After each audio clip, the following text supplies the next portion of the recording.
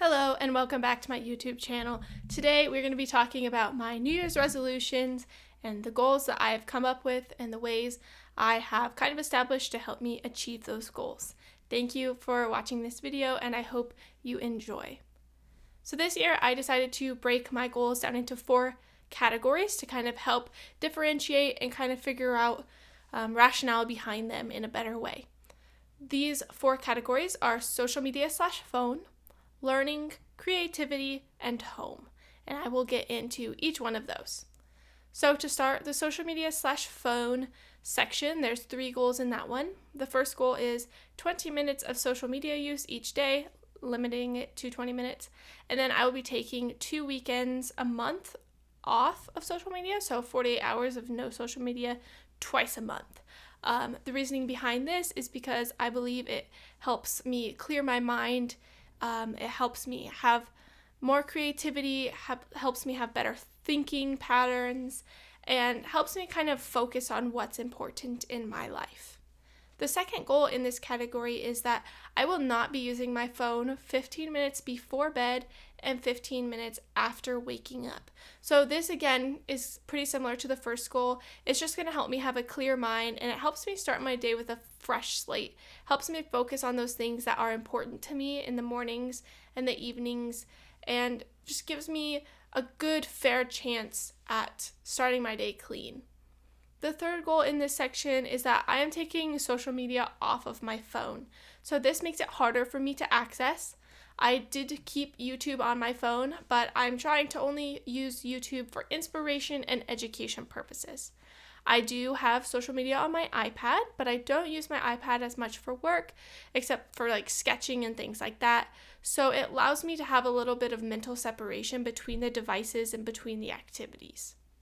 The second category is learning. So I kind of let myself discern between 1 hour a week of learning or 10 minutes a day of learning, and it can really depend on the week. Right now I'm currently learning sign language, and this has been really exciting and really refreshing. And so I want to keep doing that, keep learning, because I'm out of college now. So it's really important to keep an attitude of learning and a hunger for knowledge. And I find that learning helps keep my mind sharp, and it helps keep my mental health well. Part of a person's psychological well-being is learning, and learning new things keeps you healthy. And then I'm also bettering myself because I'm learning sign language and I'm learning new things to kind of help keep me fresh and new. The next goal is 1 hour of creativity a week.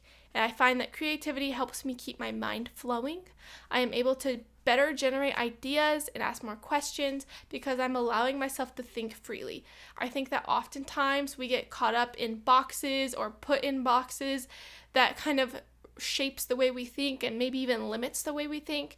And I think engaging in creative activities is really helpful for breaking out of those boxes and starting to think outside the box. The last section is home, and I have 2 goals in home. The first one is tidying the house for 15 minutes each night. I can get into this later in a separate video, but I think the power of 10 minutes is so important. It's not that much time. You can get so much done in a short amount of time, and I could go on and on about this. I find that tidying the house each night helps me keep my mind and my home in order, obviously. And my husband and I get up super early in the morning, and I do not function in the morning. So I find that having everything set up, like step-by-step set up, I have the breakfast out step-by-step, I have each bag packed, I have my shoes, my clothes all set out. This is so helpful for me in my functioning, and it helps us work together better as a team in the mornings. Then the second goal in this section is that I want to be creating 3 hot dinners each week from scratch. So I grew up in a home that really emphasized from scratch dinners. I think they're so healthy, they're so healing, and they're just so important for a family dynamic. And so this is a really big goal that I want to emphasize in my life. So the reasoning for 3 is that I know my abilities and I want to be setting myself up for success. 3 is an attainable goal, but it's also a little challenging because we live really busy lives right now. And so 3 is just out of my comfort zone. And so I want to be pushing myself. So that's why I set it to 3. This is a really important goal. So as the year goes on and as my skills are progressing, because I'm still learning, I'll be increasing the number of dinners each week. So maybe in a couple months, it'll be 4 dinners a week and maybe 5. And I just want to keep challenging myself in that area. So we know that often New Year's resolutions aren't achieved, and there's quite a few reasons behind that and quite a few problems that can be causing that. So I kind of decided that something that's really important for me this year is to have a plan for how I'm going to stick to my goals. So through my education in psychology, it's really emphasized that rationale, the reasoning behind something, is really, really important. So I went through and I created goals that have purpose, that have reasons behind them, and that's going to help me really stick with my goals.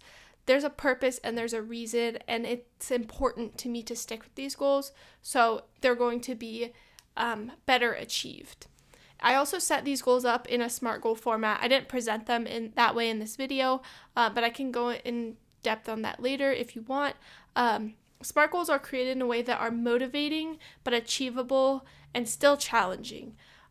So I know my limits, I know what I can achieve, and so I set goals that challenge me but can still be attainable. Another really helpful thing is an accountability partner. My accountability partner is my husband. When I ask him to hold me accountable on something, I went over these goals with him. He really takes that seriously and helps motivate me to achieve my goals. So it's really helpful if you can find somebody that you trust, who won't embarrass you or shame you or ridicule you if you don't achieve your goals, or if they think your goals are silly. Find someone who you really trust, who could be kind but still motivate you to achieve your goals. The last thing that I do is that I graph my progress on my goals. So I break that up into 2 sections. I have a checkbox situation where I check whether or not I achieved my goal to 100% accuracy. And then I also graph it in a no, low, medium, high progress format. So this really breaks it down. Like, did I not do any of that goal this week? Did I do all of that goal this week? Or is it somewhere in between? And so that helps me visualize how I'm doing and give myself a little bit more credit than 0% progress or 100% progress. This also motivates me to keep going. In a true behavior modification program, I would have done a baseline collection. However, I was lazy and I was like, I know from living my experience that my behavior wasn't acceptable, so I'm just going to start. That can be problematic. It might present to be problematic later on.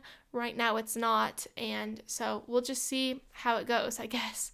I'll be putting out a video soon about how I use behavior modification principles in my goal making in my daily life, so stay tuned for that if that's something that you're interested in. Lastly, I really want to go into the expectations that I have for these goals. So a little disclaimer, I am more than 3 weeks, almost 4 weeks into January, into trying and working on these goals, and I've already failed. I've failed a lot already, and that's okay because I knew that I was going to fail at some point, and I knew that I'm not perfect. So I really, from the beginning, wanted to establish that I understand that I am a human, I understand that I'm not perfect, and I kind of set reasonable expectations of myself. I set goals that were achievable but challenging, and then second, I know that I'm being challenged, so I'm going to be like, well, that's reasonable, right? I also like just remembering that it's a goal. It's just a goal, and I have the ability to modify it. I had a friend who just likes to tell people, write it on pencil so that you can change things if you need to, and I really like that. And then I just want to leave you with one thing, and that is practice makes consistency, and that is what we are striving for. I really appreciate you taking the time to watch this video, and I hope you have a great rest of your day.